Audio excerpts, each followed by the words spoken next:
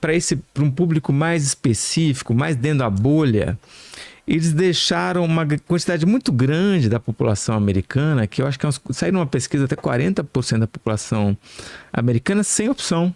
Né? Essa gente ficou desassistida, ficou sem partido.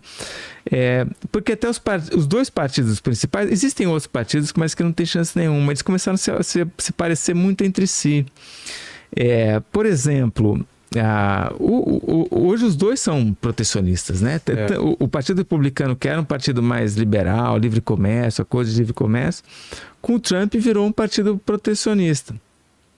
E o Partido Democrata, que historicamente tinha ali na sua base os sindicatos, nos anos 90, 2000, com Bill Clinton, depois com Obama, virou um partido de livre comércio, agora voltou a ser protecionista com o Biden. Então, os dois estão numa pegada protecionista. Então, se você é americano hoje e defende livre comércio, você ficou sem partido, né?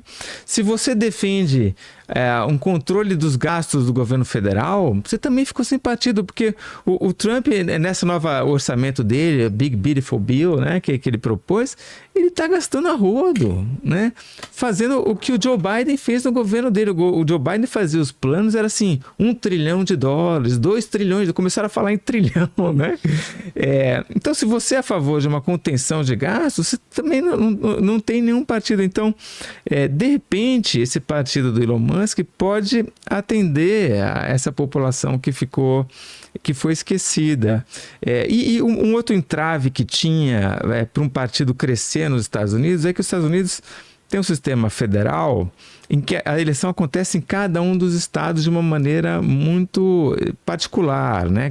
Cada estado faz a sua lei e você precisa ter uma estrutura nos 50 estados americanos bem organizada para você conseguir fazer campanha, né? E se inscrever o teu candidato e acompanhar todo o processo e tal. O que é muito difícil você ter. Só que o Elon Musk, com a grana que ele tem, ele pode conseguir fazer isso, né? Então, assim, vale a gente acompanhar o que vai acontecer. Essa briga. Ô, Lene, o que o pessoal quer saber aí do que a gente já falou? Bora lá, tem algumas perguntas aqui.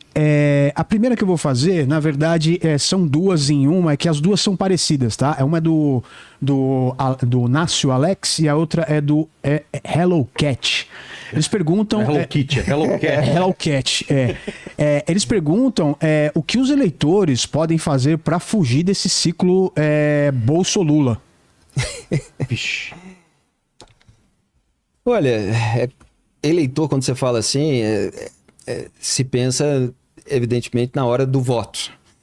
E assim, é um negócio que me desagrada, que as pessoas fiquem pensando exclusivamente em voto. Eu sempre falo assim, voto é algo que você faz durante 1 minuto, de 4 em 4 anos para aquele cargo. É de 2 em 2 anos, mas para cargo diferente. Você tem eleição municipal, 2 anos depois eleição presidencial, cada uma tem algumas outras associadas. Então, acho que os brasileiros, o que eles precisam fazer é acompanhar mais o debate público e vigiar os políticos, independentemente de partido e de corrente ideológica, ao longo de todos os anos. E muitas vezes você vê no Brasil um pensamento absolutamente equivocado de que se o sujeito votou em determinado político, ele não tem o direito de criticar aquele político. Às vezes você vê alguém que publicamente manifestou voto num determinado político, e aí que faz uma crítica, o que é raro no Brasil, mas de vez em quando acontece. E a pessoa vai lá, você votou, você ajudou, você não sei o quê e tal, não sei. Bom, se o cara votou e ele tá criticando, que bom, né?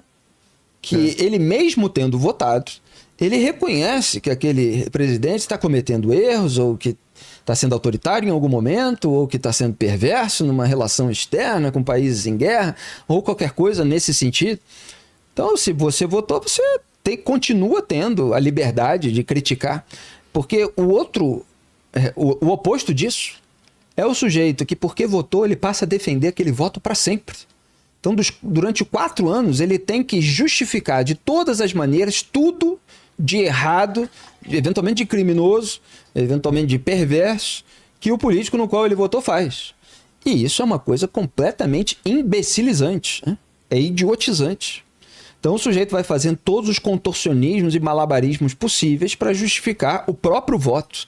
Porque ele não quer sair daquele grupo, daquela patota, daquela bolha.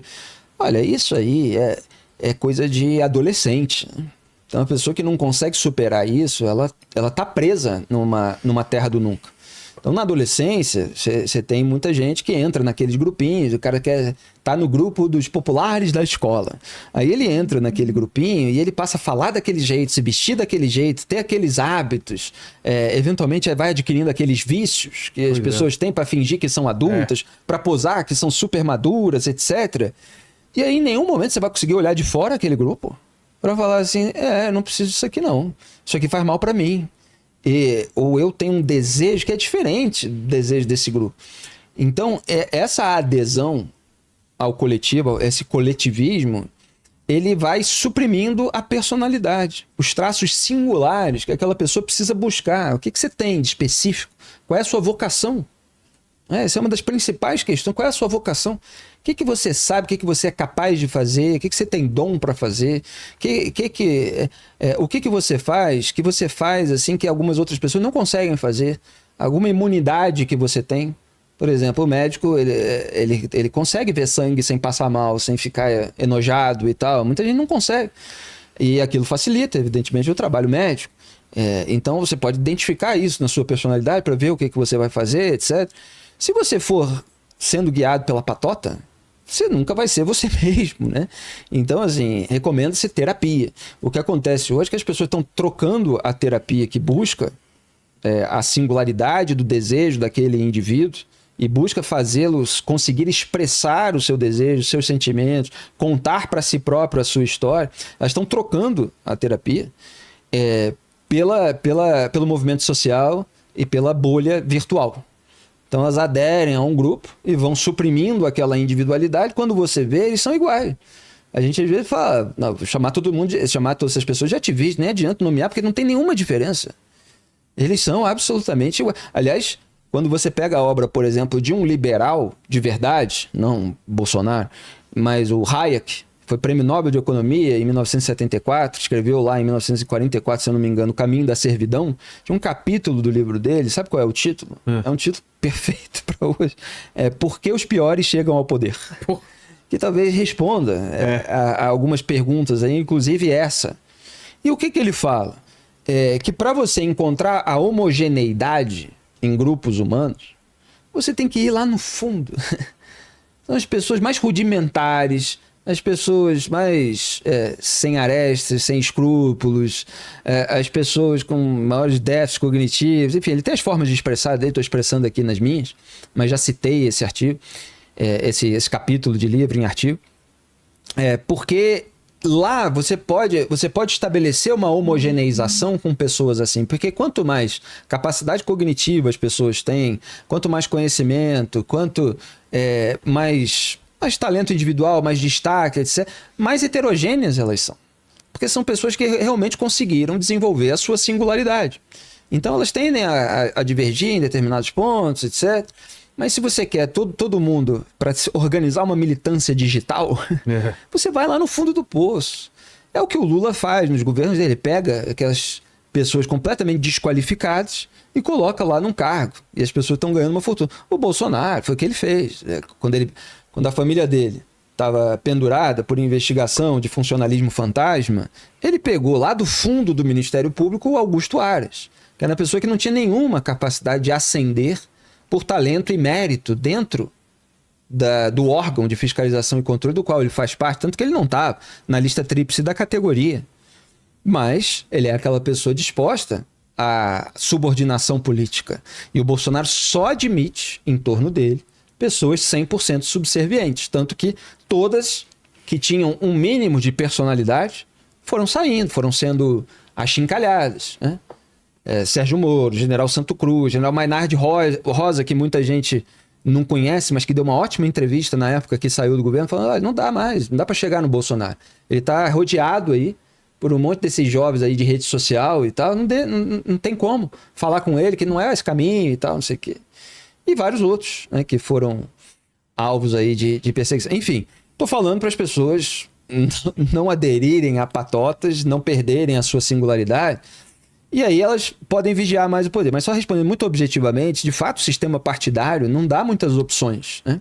Então você tem aí um déficit de opções, de alternativas eleitorais, mas a sociedade precisa zelar para que haja a alternativa. Porque a demanda, muitas vezes, força com que haja o oferecimento. Mas meu recado para Hello Cat aqui, complementando o que o Felipe falou, a gente tem que realmente se preocupar de não seguir a patota, porque a patota é isso, é um monte de gente igual, usando os mesmos raciocínios, né? Mesmo jargões, a gente tem Você que vê? Tudo buscar. parecido, né? E aí uma dica para a gente buscar o que é a nossa singularidade, né? Também entender que a política não é a coisa mais importante no mundo. Exato, né? E você vê que a galera das patotas, tanto da patota bolsonarista quanto da patota lulista, o cara só quer falar de política, né? Isso. Aí você fala, então assim, a gente tem que meio que olhar pra gente e falar, agora eu vou falar sobre comida, né? Vou falar sobre filme, né? Encontrar pessoas também diferentes, que não são do teu convívio. Exato, dialogar. Que de repente vão falar sobre assuntos que você nem conhece ainda, né? Nem faz ideia. Ler um livro, tipo o Almanaque do Pênis Brasileiro, né? Tipo assim, sai da tua caixinha, né? Busca coisas diferentes, que te coloquem em contato com pessoas que não têm, às vezes, nada a ver com você. O mundo vai ficar mais leve, Exato. mais divertido. Exato. E aí você sai dessa galera que é toda noiada, né? Que é uma chatice, esse bolso... Como é que ela falou? Bolso Lula, né? Bolsolulismo. Aliás, uma das perguntas que a gente mais recebe é como é que vocês aguentam tudo isso? Só nojeira na política, e os ativistas atacando vocês. Mas é porque a nossa vida não é isso. O Duda se vê, ele toca violoncelo. O Duda no fim de semana vai ver música clássica. Uhum. Ele tem muito mais vida, entende? Como eu tenho, você tem já